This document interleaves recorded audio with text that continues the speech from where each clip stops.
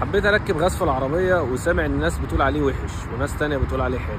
طب خليني اقول لك امتى يبقى حلو وامتى يبقى وحش. لو بمشي في اليوم 30 40 كيلو مش هستفاد بيه.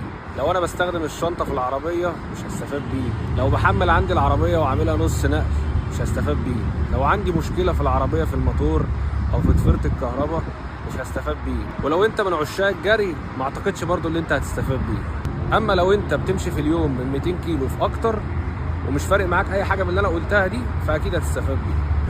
انا بقول لك الكلام ده عشان تكلفه تركيب الغاز اليومين دول بقت عاليه شويه، بنتكلم في متوسط 25000 جنيه. فانت عندك حسبه بسيطه ممكن تعملها لنفسك ولعربيتك. نفترض ان عربيتك لو بتمشي 100 كيلو بالبنزين بتصرف حوالي 8 لتر. الغاز نفس الكلام، ال 100 كيلو يمشوك حوالي 8 متر. ممكن عربيه عن التانيه تختلف.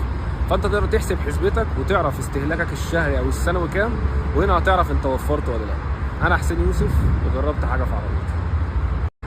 حبيت اركب غاز في العربيه وسامع ان الناس بتقول عليه وحش وناس تانية بتقول عليه حلو. طب خليني اقول لك امتى يبقى حلو وامتى يبقى وحش. لو بمشي في اليوم 30 40 كيلو مش هستفاد بيه. لو انا بستخدم الشنطه في العربيه مش هستفاد بيه. لو بحمل عندي العربيه وعاملها نص نقل مش هستفاد بيه. لو عندي مشكله في العربيه في الموتور او في ضفيره الكهرباء مش هستفاد بيه. ولو انت من عشاق الجري ما اعتقدش برضو اللي انت هتستفاد بيه. اما لو انت بتمشي في اليوم من 200 كيلو في اكتر ومش فارق معاك اي حاجه من اللي انا قلتها دي فاكيد هتستفاد بيه. انا بقول لك الكلام ده عشان تكلفه تركيب الغاز اليومين دول بقت عاليه شويه، بنتكلم في متوسط 25000 جنيه. فانت عندك حسبه بسيطه ممكن تعملها لنفسك ولعربيتك. نفترض ان عربيتك لو بتمشي 100 كيلو بالبنزين بتصرف حوالي 8 لتر. الغاز نفس الكلام، ال 100 كيلو يمشوك حوالي 8 متر. ممكن عربيه عن التانيه تختلف.